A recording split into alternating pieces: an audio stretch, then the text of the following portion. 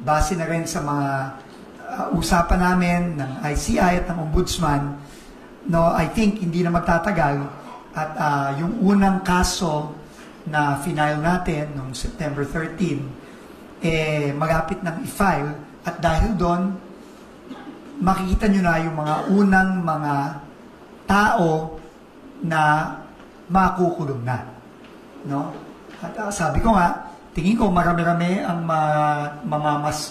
magpapasko sa kulungan in the next few weeks and few months. No?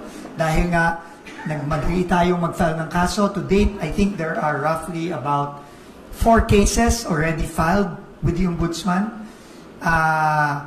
Yung Bulacan, na unang final natin, na 26 na katao, kasama yung 20 taga-DPWH at 6 na kontratista, kasama ang mga Diskaya, ang Wawaw, ang Sims, etc. Yung kaso sa Mindoro, no, involving former Congressman Zaldico at yung kanyang kumpanyang SunWest Corporation, kasama din ang ibang kumpanya ng Diskaya at may kasama ding mga bagong DPWH personnel. Yung kaso sa La Union involving Silver Wolves Corporation na sinasabi nga na ni Mayor Benji Magalong at sinabi na rin ng ating Ombudsman na may links kay Congressman Eric Yap, no? At iba pang mga opisyal ng DPWH, ibang opisyal na naman yon.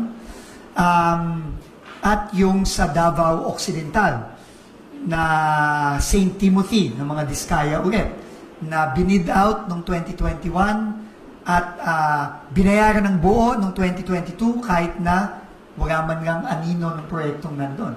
Kasama nung mga taga-DPWH yun, kasama nung district engineer doon na si Larete, no, na pasintabi na nga po at medyo namura ko on live television dahil doon sa nangyari noon, no, doon sa sagot na binigay niya sa akin na binayaran niya si St. Timothy kasi daw nangako sa kanya na tatapusin naman daw. Pero obviously hindi naman ginawa, no, at ngayon lang silang Agosto nagsimula ng trabaho, no. So 4 na kaso 'yon. No, hindi pa diyan binibilang yung mga fraud audit referrals ng COA na I think umabot na ng 17, if I'm not mistaken. COA is 9. And then, meron pang mga iba, no, na mga kaso.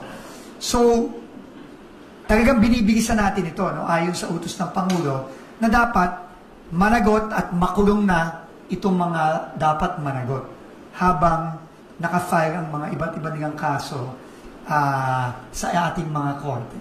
At tingin ko nga, dahil nga napakabilis ng umaksyon ng ating ombudsman, linggo na lang ang bibilangin natin at mafa-file na itong mga kasong ito, starting with the Bulacan case na final natin noong September 13 in the next few weeks.